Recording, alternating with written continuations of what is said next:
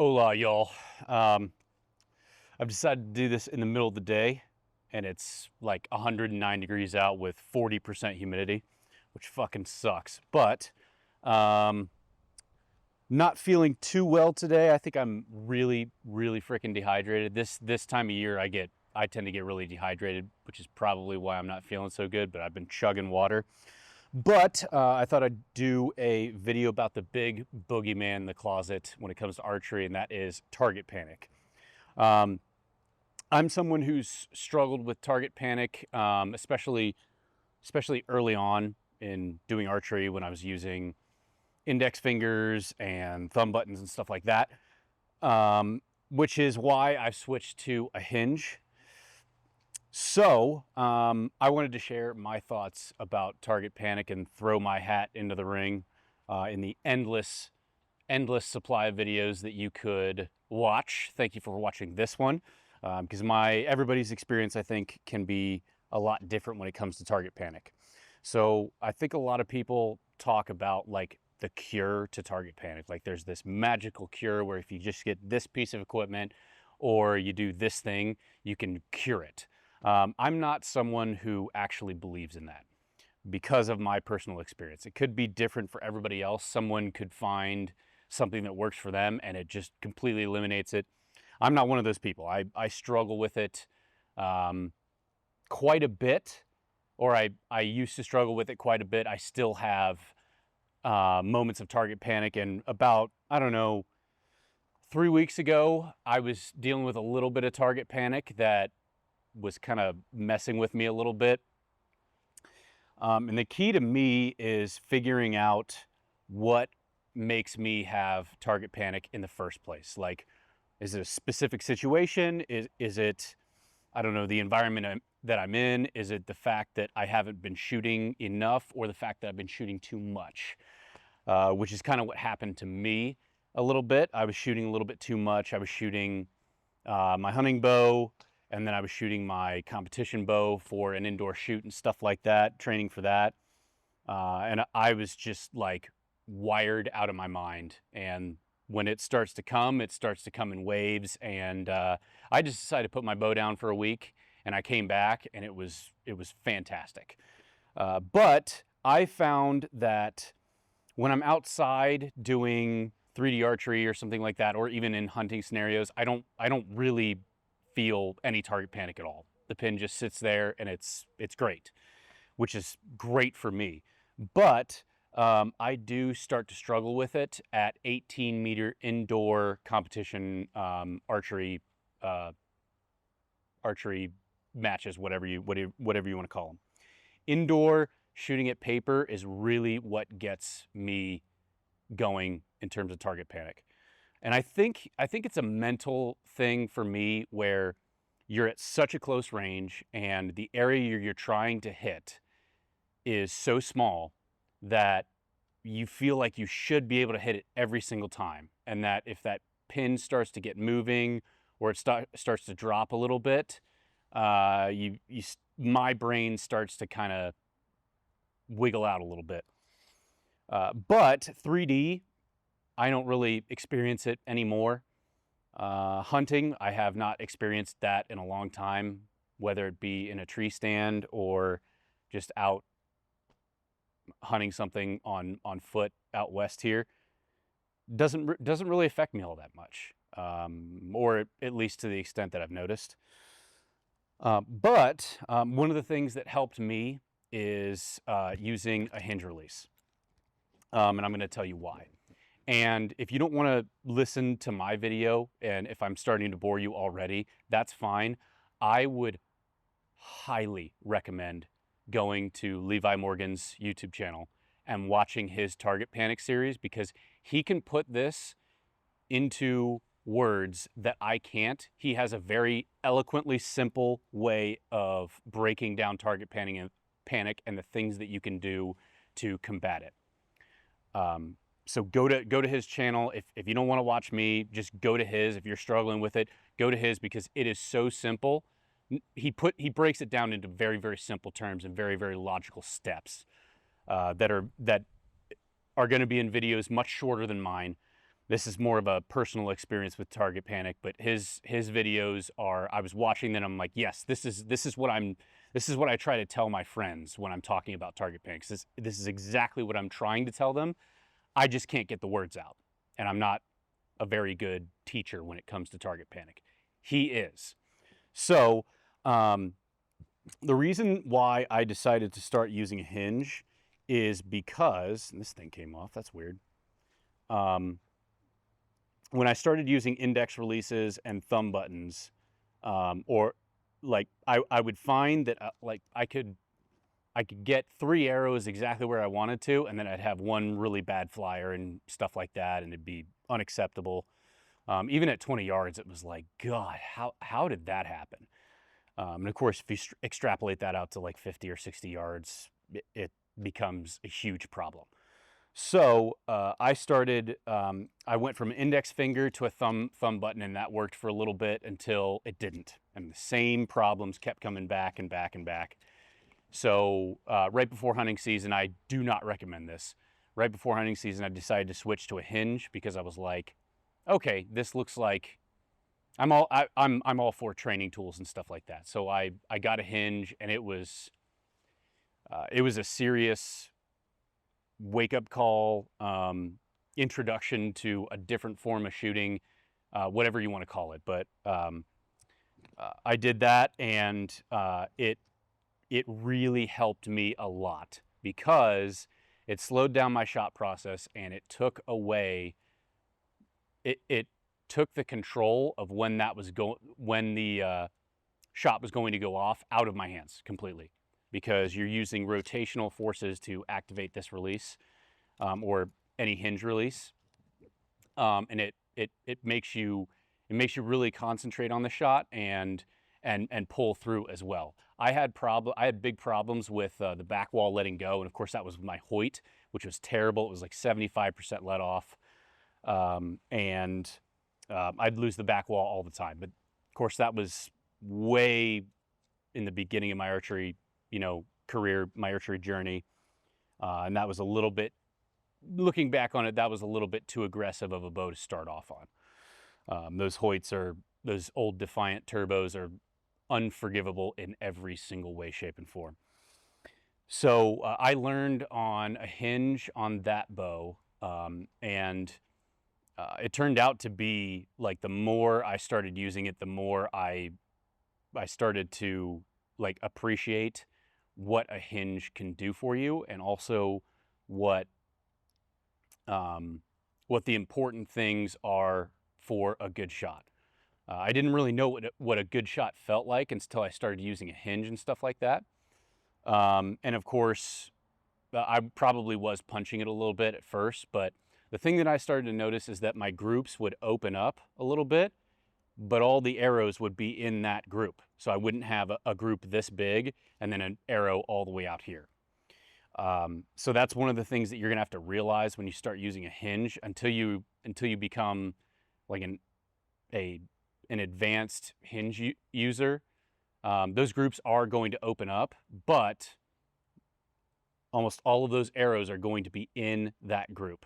So the deviation on your arrows will get wider, but you won't really have a whole lot of those weird flyers that you can't explain because you're punching the trigger on an index finger or a thumb button. So, and one of the things that Levi Morgan is able to put into words that I was not is incorporating movement into your release. Whether it's incorporating like more travel into your thumb button, because I know everybody that I know that uses a thumb button, they have it set as hot as possible with the 0 travel. So they end up, punching it. And incorporating movement into your release is like super important for me, because it makes you slow down, and it makes you focus on something else, which is another huge thing that I try to teach a lot of my buddies or a lot of my students in archery class, is that incorporating movement into your release will slow down your shot process, and it will it'll, in a lot of ways, help you from prevent punching that thing. You still can, but if you really want to get better at archery, you'll focus on that and make sure that you are incorporating movement and really slowing that down, and that'll get you where you need to be. So when I use a hinge, mine are set really hot, but when you're using a hinge, it's all kind of relative, because you could have somebody who starts off less forward than I do. Like when I pull back my hinge, my finger is all the way up here, okay? You could have people that start off like this, okay?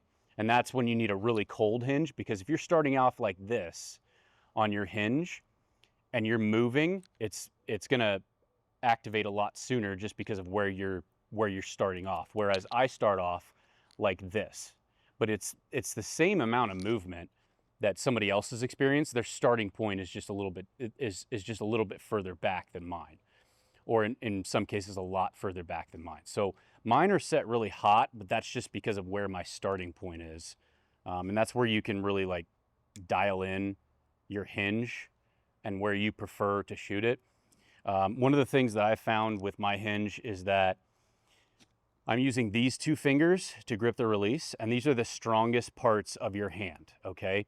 These two fingers, your thumb and your index finger. So that allows me, like, I can pull 90 pounds. My shoulder won't like it after about 25 shots, but I can pull it, no problem. Whereas if I'm just using a thumb button, since my thumb is not doing anything, it's reliant on these two fingers to pull that back, and they're just not as strong on my hands because I have bitch fingers. But a hinge has really allowed me with pulling poundage. That being said, I only use 50 pounds for my competition bow and 70 pounds for this. So I'm not pulling anything that isn't comfortable to pull. I can still pull my 70-pound bow no problem with my thumb button. I do it all the time. It's just, it's a lot more comfort for me to have my thumb and my index finger pulling. So getting back to your movement, I think a lot of guys that I know, especially like James over at Bow Disciples, they've tested him on that Mantis system where it shows you how much your pin is moving. And I've heard from other people who are like really good archers say that they've seen him do that. And his pin is like, he's like one of the steadiest archers you can find out there. I am not that way. No matter what I'm using, whether it be a thumb button or a hinge, my pin dives all over the place, okay? And that's one of the things that I've had to just get used to. And I still think I'm a pretty good shot, but my pin moves all over the shop when I'm doing anything, okay? My pin doesn't just stay in the middle and just like, you know, bounce in the X-ring. It doesn't do that. When I'm doing indoor archery at 18 meters, it spans all the way out to the middle of the red and just crisscrosses across the X. One of the hardest things to do is just trust that, because I learned from another archer that a lot of times your pin is lying to you, okay? So, and when you think about it, it makes a lot of sense, because you see a lot of archers have their, especially competition archers, have their sight like way out here. Like they've got this big 9-inch bar that's all the way out, out here. And when you think about that, when you have your pin all the way out there, and you're looking through your sight, let's just do an exercise right here and say you've got your sight all the way out to where your arrow is. And let's pretend that it's sighted in for 20 yards. You haven't changed your poundage. You haven't changed your draw weight. You haven't changed your arrow weight. You've changed nothing except for extend this thing all the way out to where your arrow tip is. If you look through that sight, your pin is going to be bouncing the entire span of the target. Now, you haven't changed anything. You've changed absolutely nothing at all. What's the difference in your impact point if your pin is moving all the way across the target versus having your sight all the way in here. There should be nothing. So that's one indication or one thing that I like to think about when I talk about your pin is lying to you. So if you think about your pin lying to you, and you think about what Joel Turner teaches, and you think about pin float and stuff like that, and going back and forth in a random pattern, if it always crosses in the same spot or where that X is located, theoretically, sorry, that was probably really loud. Theoretically, you should have no difference in point of impact. Now, it might freak you out a little bit and cause you to get nervous and start shaking and stuff like that, but when you're talking about pin float, there's nothing different than having your sight in here as out here. So your pin is lying to you. If it's bouncing all over the target, and that's why I think Levi Morgan a lot of times pushes his sight all the way in towards the riser, because he wants just enough information to know where that pin is bouncing, but he doesn't want his pin to be bouncing all over the target, which is, I think, one of the things that you can do when you've got a competition bar like that that's like 9 inches, where you can tune it to where your sight is bouncing just a little bit, so you can see if its center crossing path is off to the left, off to the right, high, so on and so forth. So if you keep in mind that your pin is lying to you, it comforts you in a way if you've got unsteady pin movement like I do, where it's bouncing all over the place.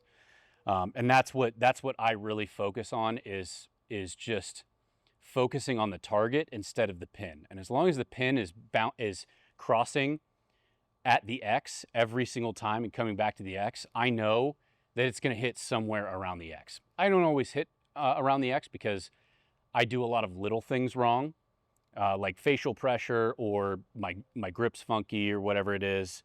But if you realize that your pin is oftentimes lying to you, that really provides a comfort in whatever you're doing in archery, because if it's always coming back to the center, that your pin float should never be, or your arrow group size should never be larger than your pin float, which is always the case with me.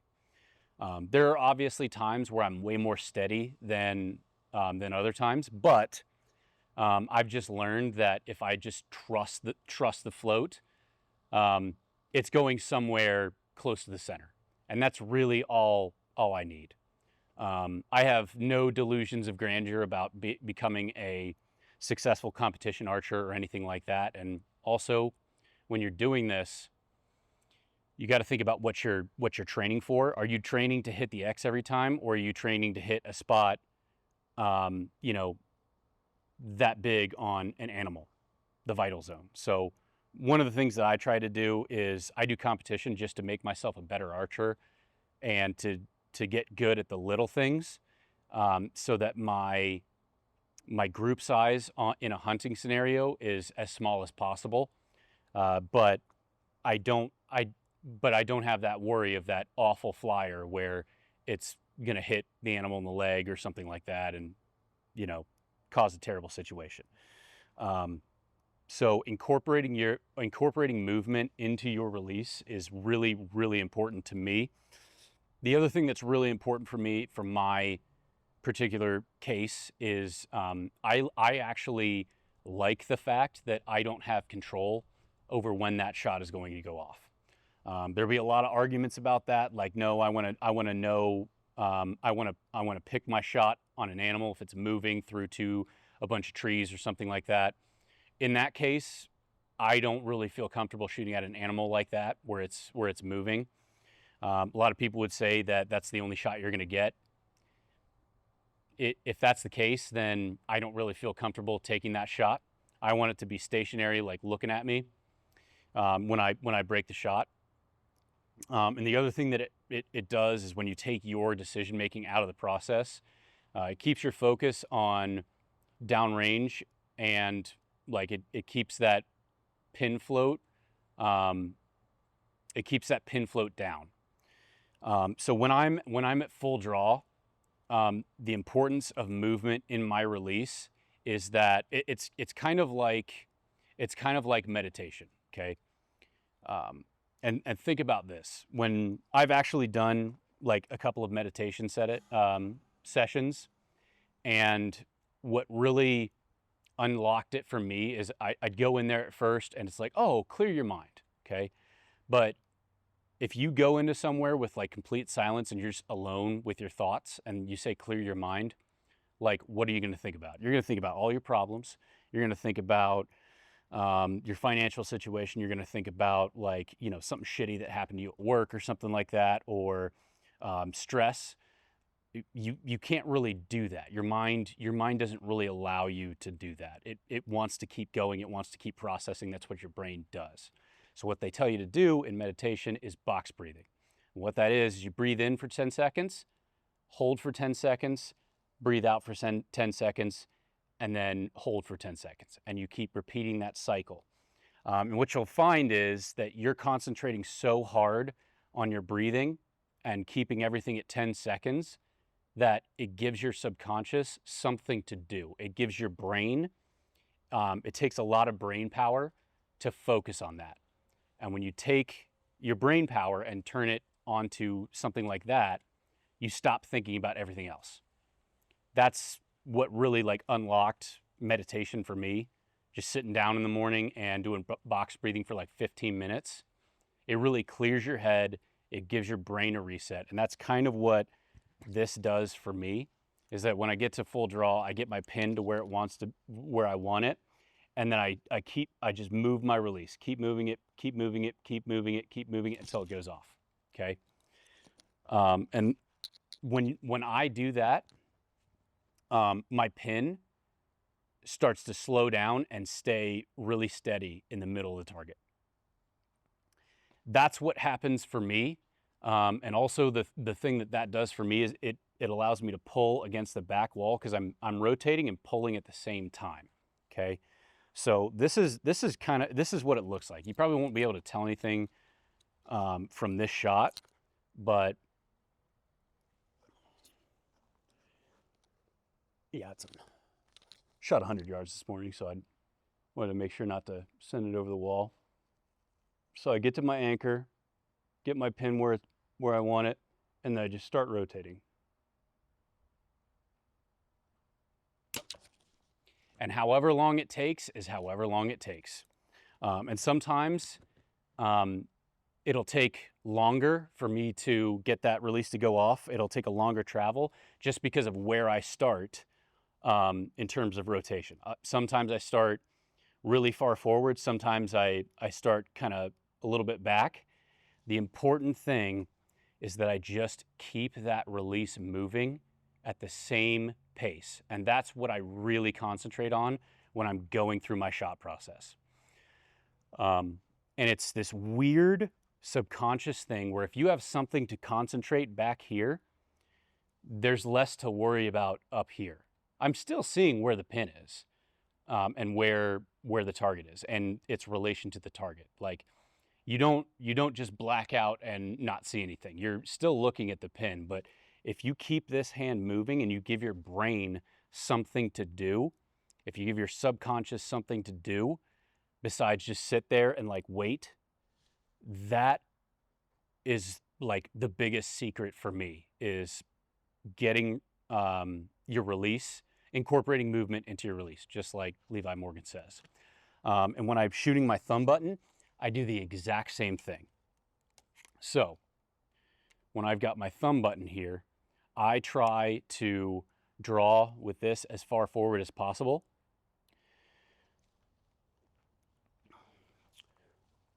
Like that. And then I'll try to, push my pinky forward to get that to relatively the same place as the hinge was. I'll wrap my thumb around and put it on my index finger, and then I'll start turning it until it goes off, okay? And what's really activating my release is this part of my thumb right here. There's so many ways, different ways to shoot a thumb button. That's my preferred method because it feels like a hinge where I don't really have control over when that shot is going to go off. But that's how I shoot thumb buttons and hinges the same. And it's all about incorporating movement to give your subconscious, to give your brain something to do while you are executing the shot.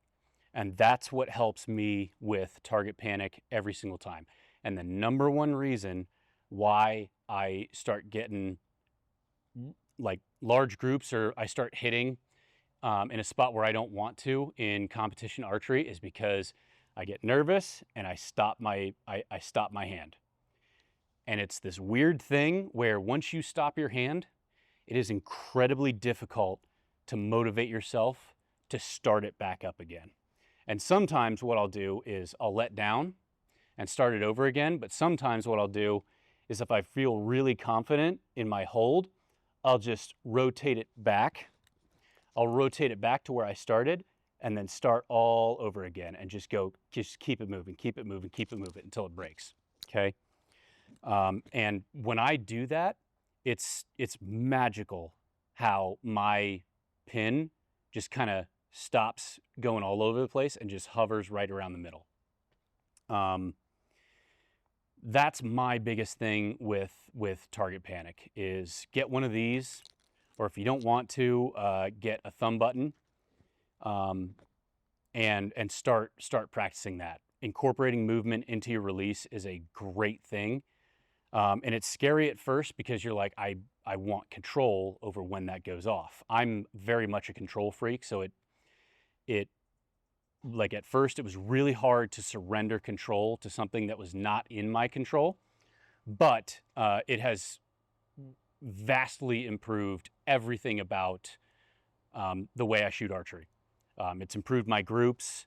I know that I will never be as good as a lot of people out there, but I'm about as good as I can be doing this, which is perfect for me because I can get a 292 on a Vegas 3 spot.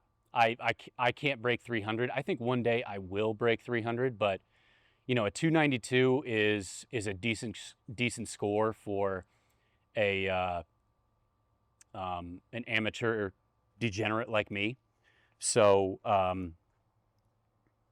you know, I tend to struggle more with target panic on a Vegas 3 spot at 18 meters. That's where it gets me. Doesn't really happen to me on 3D. I don't get as nervous. I always seem to be able to keep that release moving and keep the pin, you know, where it is. That being said, there's a lot of times where, you know, archers will talk about, oh, my pin was right there when it broke and it went somewhere else. I've had that happen to me, and I've had a pin break on in every which different direction, and all my arrows were touching in the same spot in the middle. So the biggest thing about that, I tell people all the time, your pin is lying to you. It's not telling you the truth. It's not telling where that shot is actually going. So a couple more things to wrap up the video. I recommend using a hinge because when you're doing this, or at least when I am also pulling against the back wall. So it doesn't matter whether I shoot 75%, 80%, 85%, or 90% let off. It doesn't make any difference to me because I'm not sitting in that valley. I'm actually pulling against the back wall, and that's why I like Elites, is because they have this limb stop system where it stops against that. It's a hard stop. It's as close to concrete that you can get, which is why I like Elites, because they have that limb stop system and it just allows you to pull against it. And that sponginess that you can get with some other bows, where you can get like a half an inch of difference if you're just pulling against the back wall. It doesn't happen on these guys. So I'm a big believer in limb stops as opposed to cable stops or string stops. And that has also helped me with archery. And that's one of the reasons why, if you ever watch me shoot, I've got this big explosion that happens and my arm comes flying back this way because you're putting tension on both this and this to get that, basically. For me, a good shot, I feel the explosion a lot more. That's when I know I've made like a good shot. If my arm only comes back to like here, it doesn't feel as good, and a lot of times it isn't as good of a shot. When I get that explosion where I know I've got my elbow completely locked out, that's just how I prefer it. Because your muscle skeleton, your biceps will fatigue before your frame structure of your bones, your skeletal structure. So I really try to lock my elbow out and really, like, you know, push through. That's when I know that I've executed a good shot. So pulling against the back wall, remembering that your pin is lying to you, and incorporating movement into your release really helped me with target panic. Again, I don't believe that it can be cured in my case. I think it's a chronic issue that I'm just gonna have to manage for the rest of my life, basically. That being said, those simple like tricks or words of advice are the things that have helped me take my archery to marksmanship to the next level, and will continue to do so for, you know, the rest of my life. I do hunt with a hinge because it's not that I don't trust myself. I've just gotten so used to using a hinge that I'm way more comfortable with a hinge in a hunting scenario. I've used it in a tree stand. I've used it hunting. Like I killed a rabbit with a hinge over at my buddy's house from like 24 yards away, which those things are surprisingly fucking hard to hit. So I use a hinge for everything. And if I'm using a button, I use it exactly like a hinge anyway. So anyways, that's kind of like my quick and dirty coaching, if you want to call it, for those who struggle with managing target panic like me. Don't believe it can be cured, but let me know what you think, and let me know if that helps you in your archery process, is taking control out of your shot process, remembering that your pin is lying to you, pulling against the back wall, and keeping that release moving. Let me know if that helps you. Let me know if you think this is bullshit. I don't think it is, but anyways, let me know. Thank you so much for watching.